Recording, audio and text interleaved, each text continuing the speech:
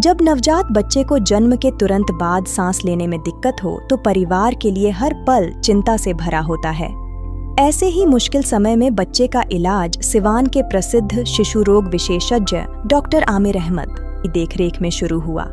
कुछ दिनों के इलाज के बाद आज बच्चा पूरी तरह स्वस्थ है।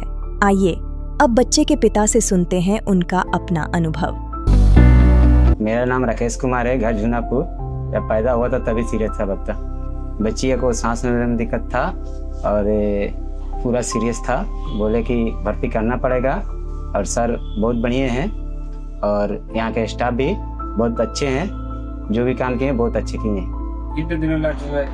यहाँ से इलाज चला 9 दिन चला। बच्चा आपका स्वस्थ है? हाँ, बहुत स्वस्थ है। कोई दिक्कत परेशानी नहीं। और लोगों को क्या मैसेज देना चाहिए? और लोगों को मैसेज यही देंगे कि सर के पास आइए, अच्छा से इलाज करा के जाइए। आप सर के इलाज से संतुष्ट हैं? बहुत संतुष्ट हैं हम सर के इलाज से।